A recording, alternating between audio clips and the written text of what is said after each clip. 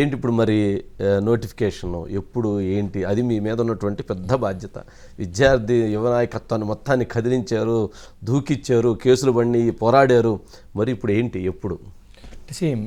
ఏదైతే టీఎస్పీఎస్సీ ప్రక్షాళన చేసిన తర్వాతనే ఉద్యోగ నోటిఫికేషన్లు విడుదల చేయాలనేది ఆలోచన. ఏదైతే తెలంగాణ సరే నిరుద్యోగులు కాదు, మేము తెలంగాణ రేపటి ఆనిముత్యాలు, రేపటి భావి భారత పౌరులు, అది వాళ్ళ ఆశ ఉండే. సో వాళ్ళ ఆశకి అనుగుణంగా ముఖ్యమంత్రి గారు ప్రమాణ స్వీకారం చేసిన 3వ రోజే టీఎస్పీఎస్సీ పైన దృష్టి పెట్టి గవర్నర్ గారికి పంపించారు. గవర్నర్ గారు సమయం తీసుకొని ప్రక్షాళన చేశారు, కాల్ ఫర్ చేశారు, కమిటీ ఫామ్ కూడా అయిపోయింది. ఈ కమిటీ ఫామ్ అయిన దాంట్లో ఏదైతే జాబ్ క్యాలెండర్ తేదీలు ఏవైతున్నాయో దాని ప్రకారం నోటిఫికేషన్లు ఇచ్చి ఉద్యోగ భర్తీ ప్రక్రియ అనేది కంప్లీట్ చేస్తాం. కానీ బల్మూరి వెంకట్ పాత్ర ఏముంటుంది దీంట్లో, టీఎస్పీఎస్సీ చేస్తుంది అంటే ఏవైతే సమస్యలు ఉన్నాయో తెలంగాణ రాష్ట్ర వ్యాప్తంగా మనకి ఏదైతే 8 జిల్లాలో ఉన్న యూనివర్సిటీలు, అది ఉస్మానియా యూనివర్సిటీ కానీ, కాకతీయ, పాలమూరు, తెలంగాణ, మహాత్మా గాంధీ, జేఎన్టీయు, ఇవన్నీ యూనివర్సిటీ, ఆచార్య ఎంజీ రంగా అగ్రికల్చర్ యూనివర్సిటీ, ఈ అన్ని యూనివర్సిటీ విద్యార్థుల దగ్గరికి నేను వెళ్తాను. వాళ్ళ సమస్యలు ఏంది అడిగి తెలుసుకుంటా. టీఎస్పీఎస్సీ కానీ, టీఎస్ఎల్ఆర్బి కానీ, ఏదైతే సింగరేణి బోర్డు కానీ, లేకపోతే ఇతర బోర్డ్స్ ఏదైతే ఎస్పీడీసీఎల్, ఎన్పీడీసీఎల్ కానీ, ఏవైతే రిక్రూట్మెంట్ బోర్డ్స్ ఉన్నాయో ఆ సమస్యలన్నీ లిస్ట్ తీసుకుంటాను. వాళ్ళు ఏమి కోరుకుంటారో దానికి లీగల్ గా ఏమి చేయగలుగుతాం, నాతో పాటు ఒక అడ్వకేట్ ని తీసుకెళ్లి ఎన్ని ఖాళీలు ఉన్నాయి, భర్తీ చేయగలుగుతామా, లీగల్ ప్రాబ్లమ్స్ ఏమైనా వస్తాయా, రావా, ఏం చేయాలి, ఏ రకంగా ఒక డ్రాఫ్ట్ ప్రిపేర్ చేసి ముఖ్యమంత్రి గారిని కలుస్తాను. ఇప్పుడు ఎమ్మెల్సీ స్థానంలో ముఖ్యమంత్రి గారిని కలిసి వారికి వివరిస్తాను, వారికి ఒక వివరణ నా వంతులో రిప్రజెంటేషన్ ఇస్తాను. సంబంధించిన బోర్డ్ చైర్మన్స్ కి కూడా ఇచ్చి వాళ్ళు ఇచ్చిన డిమాండ్స్ లో 99%, ఎందుకంటే ప్రతి దాంట్లో 100% సో 99% వారు యాక్సెప్ట్, వారు అడిగే ఒక డిమాండ్స్ ని 100% స్టూడెంట్స్ ని ఎవరు సాటిస్ఫై చేయలేం, ఎందుకంటే 100% ఎవరం చేయలేం. కనీసం 80% మంది ఏదైతే కోరుకుంటారో ఆ ప్రతిదీ ఇంప్లిమెంట్ అయ్యే విధంగా బల్మూరి వెంకట్ ప్రభుత్వానికి, ఈ 18 సంవత్సరాల నుంచి 40 సంవత్సరాల మధ్యలో ఉన్న ఈ యువ కులానికి మధ్యలో ఒక ప్రతినిధులకు ఒక సమన్వయకర్త బాధ్యత నేను పోషిస్తాను. అంటే వాళ్ళకి ఏదైతే ఇప్పటి వరకు ఉన్నటువంటి వాటి పరిష్కారం దిశగా అడుగులు వేయడానికి ముందు. ఇంకోటి, ఏదన్నా తప్పు జరిగినా, ఏదన్నా పొరపాటు జరిగినా తెలిసి తెలియక, ఏ సిస్టమ్ లో కూడా ఒక లైన్ చేసినప్పుడు గత ప్రభుత్వం ఏంటంటే తప్పు చేసినప్పుడు వాళ్ళు అంగీకరించకపోతుండే. ఎక్కడన్నా తప్పు జరిగినా, పొరపాటు జరిగినా ఒక సిస్టమ్ని నేను ఏర్పాటు చేసుకోదలుచుకున్నాను. ప్రతిరోజు ఉదయం, ఇప్పుడు మాకు ఇమీడియట్గా ఏదైతే ఎమ్మెల్యే క్వార్టర్స్లో క్వార్టర్ అలాట్ అయితే రోజు పొద్దున్న 8 నుంచి 10 గంటల వరకు ఒక సపరేట్ పోస్టర్ రిలీజ్ చేసి సోషల్ మీడియాలో ఒకటి 3 హెల్ప్ లైన్ నెంబర్స్ పెడతాను. డైలీ మార్నింగ్ 8 to 10 అవైలబుల్ ఉండి ఆ గ్రీవియన్సెస్ అన్ని కలెక్ట్ చేసుకుంటాను. నాకు వచ్చే శాలరీలో సగము మా పార్టీ ఆర్గనైజేషన్, మా ఎవరితో నాతో పాటు కష్టపడ్డ వాళ్ళకు ఉపయోగించి, మిగతా సగం దాంతో ఏదైతే ఉంటుందో ఎవరైతే మా తెలంగాణ రేపటి భావి భారత పౌరులకి ఒక 3 సెలెక్ట్ చేసుకొని వాళ్ళని పెట్టుకొని మొత్తం సిస్టమ్ డేటా ఎంట్రీ చేయించి 10 గంటల వరకు 10 నుంచి 1 వరకు సెక్రటరియట్లు అందరూ అవైలబుల్ ఉంటారు. ఆ టైంలో అక్కడ పోయి వీలైన ప్రాబ్లమ్స్ రిజాల్వ్ చేసి ఈవినింగ్ మళ్ళీ 4 to 6 ఆ స్టూడెంట్స్ కి ఏంది సమస్య అవుతుందా కాదా, ఆ రకంగా కాకపోతే ఏ రకంగా అవుతుందని ఈవినింగ్ లోపల మళ్ళీ రివర్ట్ బ్యాక్ అని ఆఫీస్కి వెళ్ళి కాల్స్ వెళ్తాయి. సో ఇది ఒక ప్రాసెస్ స్టార్ట్ చేయాలనుకుంటున్నా. కనీసం ఏదైతే వారంలో ఒక 3 రోజులనే వాళ్ళకి అందుబాటులో ఉండి ఈ సమస్యలన్నీ పరిష్కరించాలని ఒక విజన్, ఒక థాట్ ప్రాసెస్ తోటి అయితే ముందుకు పోతున్నాను. మంచి లక్ష్యం చేస్తాను, ఎందుకంటే this is just a stepping stone. నేను ఈరోజు ఏదో ఎమ్మెల్సీ అయిపోయినా అంటే అయిపోయింది కాదు, ఇది జస్ట్ ప్రారంభం మట్టుకే.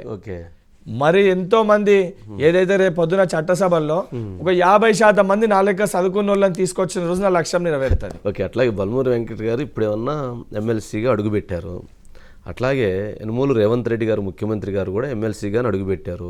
ఆ రోజు ఆయనది చిన్న వయసు, ఈరోజు మీది చిన్న వయసు.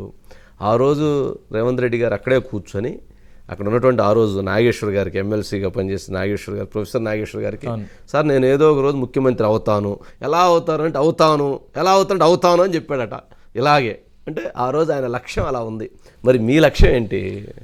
నా గోల్ కూడా ఎండ్ ఆఫ్ ది డే యువతను రిప్రజెంట్ చేస్తూ రాజకీయాల్లో టాప్ పొజిషన్ రీచ్ అవ్వాలనే గోల్ తోటే నేను కూడా రాజకీయాల్లోకి వచ్చినాను. అంటే టాప్ పొజిషన్ రీచ్ కనుక ఏదో వ్యక్తిగతంగా నా ప్రయోజనం కోసం కాదు, ఈ రాజకీయాల్లో మార్పు తీసుకొని రావాలనే ఉద్దేశంతో వచ్చినాను. ఎందుకంటే అనేక రాష్ట్రాల్లో మీరు రాజకీయాల్లో మార్పు ఏ రకంగా అంటే ఇప్పుడు మీరు చూసుకుంటే ఇతర రాష్ట్రాల్లో కూడా యంగ్ సీఎంస్ ఎవరైతే వచ్చినప్పుడు ఆ స్టేట్ సినారియోసే మారిపోయినాయి. అస్సాంలో కానివ్వండి, లేకపోతే ఆంధ్రప్రదేశ్, సరే తప్పులు జరిగినా కూడా చేంజ్ అనేది జరిగింది. సో ఈ జనరేషన్కి అంటే ఒక నార్మల్ ఇప్పుడు నేను చేసిన ఫైటింగ్ స్పిరిట్ వల్ల దాని వల్ల అందరు కూడా నన్ను చూస్తారు, అంటే వీడు ఏం చేయగలుగుతాడు, ఏం చేస్తుండు, ఏ రకంగా వచ్చిండు అని అందరు అబ్జర్వ్ చేస్తారు. సో ఈ అబ్జర్వేషన్ నా పైన ఉన్నప్పుడు దీన్ని నేను ప్రాపర్గా ప్రూవ్ చేయగలిగితే రేపు పొద్దున 60-70% యువత రాజకీయాల్లోకి రాగలిగితే ఈ డబ్బు ప్రభావం ఏదైతే రాజకీయాల్లో ఉందో దాన్ని కంప్లీట్గా మనము వ్యానిష్ చేయగలుగుతాం.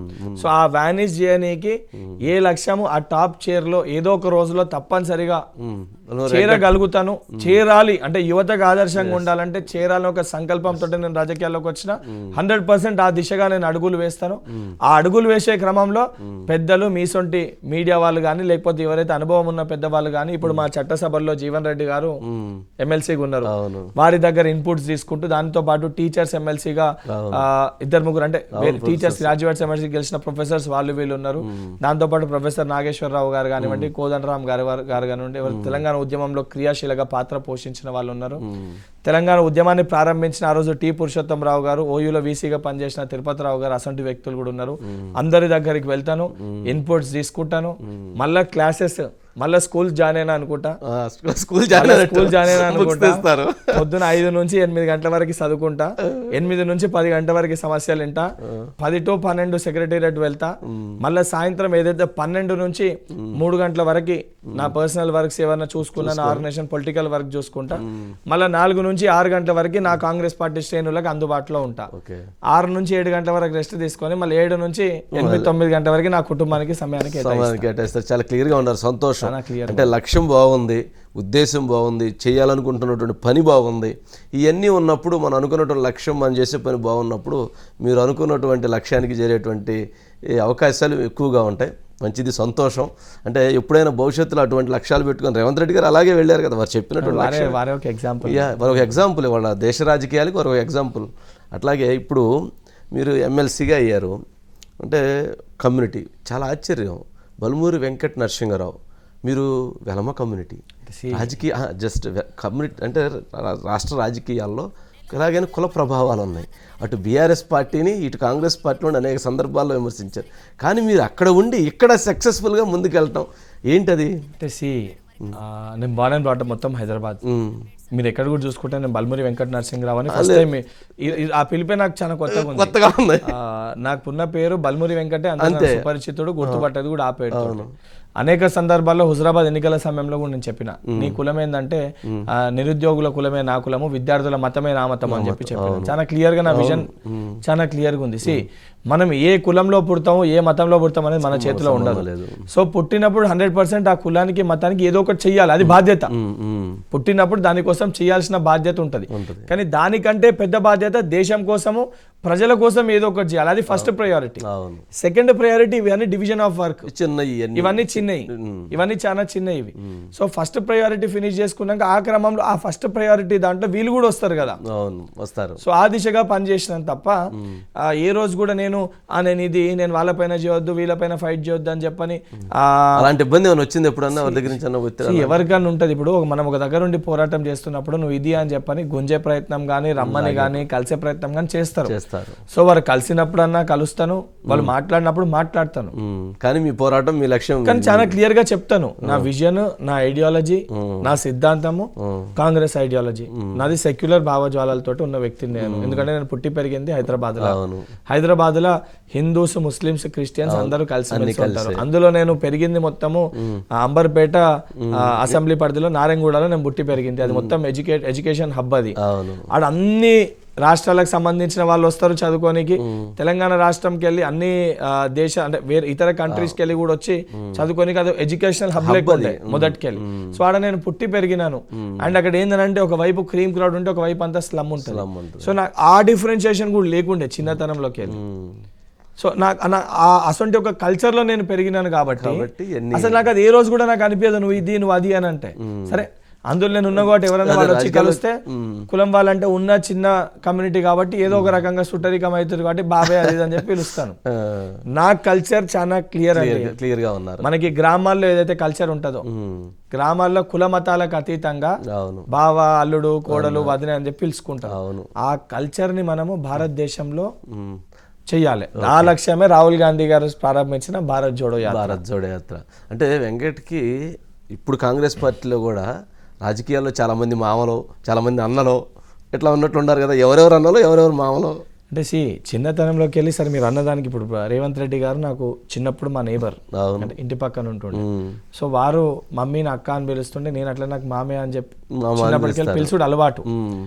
చిన్నతనంలోకి వెళ్ళి చింటల్ మామ, వాళ్ళ బ్రదర్ అంటే కృష్ణారెడ్డి గారు, మేము చింటల్ మామ అని పిలుస్తాము, కొండల రెడ్డి గారు తిరుపతి మామ. నాకంటే చిన్నప్పటికెళ్ళి అలవాటు, ఆ ఫ్యామిలీ రిలేషన్ ఉంది. At the same time Mancherial MLA Prem Sagar Rao garu నాకు చిన్నప్పటికెళ్ళి అంకుల్ ఆంటీ అని, ఆంటీ నన్ను కొడుకు లెక్క చూస్తారు, నాకు అంకుల్ అని. వెంకన్న నాకు ఫ్యామిలీ ఫ్రెండ్,